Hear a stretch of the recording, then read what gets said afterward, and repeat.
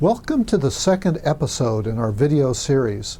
In case you're new to this series, let me give you some quick background. I'm David Van Nuys, PhD, co-author of the book, Is The Zodiac Speaking, Into the Mind of a Serial Killer, and I'm also a clinical psychologist and professor emeritus at a Northern California university.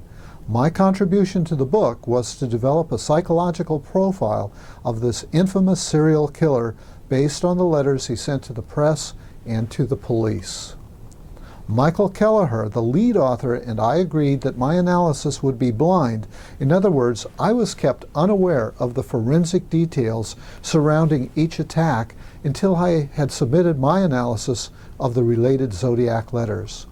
After more than 30 years, this case continues to fascinate people around the world because of the tantalizing and deliberately left clues, and because he was never caught and may still be alive and at large.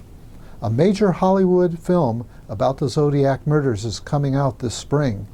You've probably seen the previews by now at your local theater. But before you see the film, you deserve to know the bizarre truth insofar as it is known. This is the second of a series of short episodes in which I give a brief overview of each of the Zodiac's murderous attacks. I'll also share the highlights of my psychological analysis of his communications to press and police around these incidents. The Zodiac claimed that he committed dozens more murders than authorities were able to substantiate. There were 7 attacks that we know of for sure, and in these, 5 people died. The first murders happened in the Bay Area city of Vallejo, California, and were described briefly in episode number 1. The first murders happened on a lover's lane just 5 days before Christmas in 1968.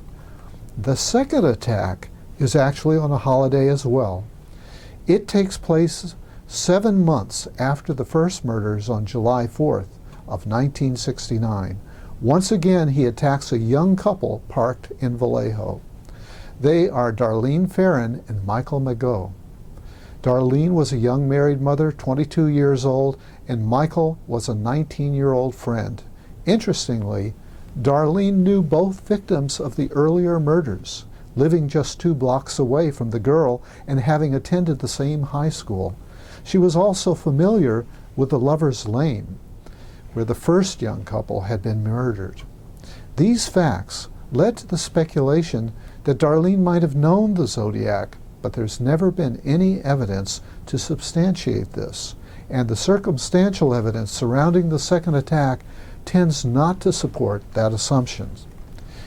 It's a bit before midnight when Darlene pulls into a popular makeout spot about 2 miles away from the Lover's Lane, where the first murders occurred. It's not known why she chose to park there.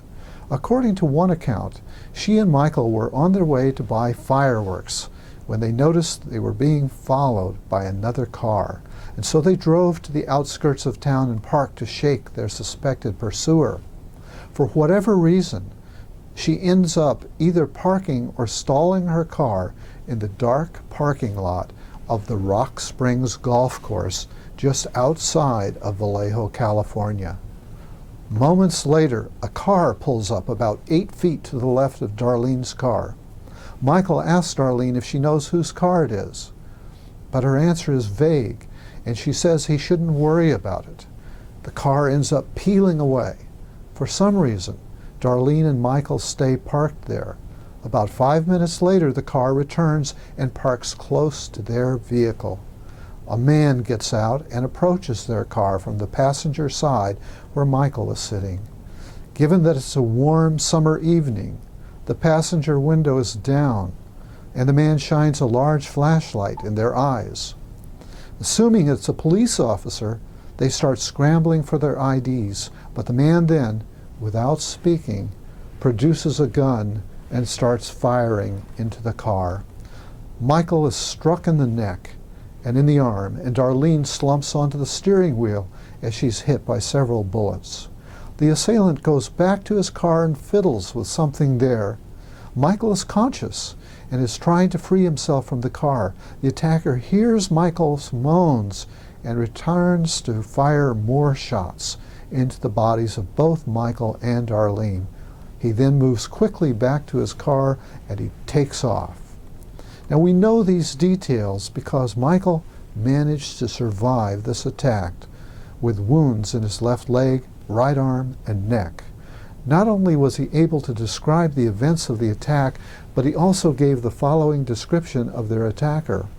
According to Michael, their attacker was a white male with a large face who weighed around 200 pounds and who had short, curly, light brown hair. He estimated his height at about 5 feet 8 inches. He was wearing dark clothes and seemed to have a slight pot belly. He reported that he did not know their assailant, but could not say whether Darlene did or not. A half hour later, the Vallejo police receive a phone call from an unknown man. He is perhaps reading his message, not giving the officer a chance to respond. The policeman describes the caller's voice as even, mature, and taunting. He says, "I want to report a double murder. If you will go 1 mile east on Columbus Parkway to the public park, you will find kids in a brown car. They were shot with a 9mm Luger. I also killed those other kids last year."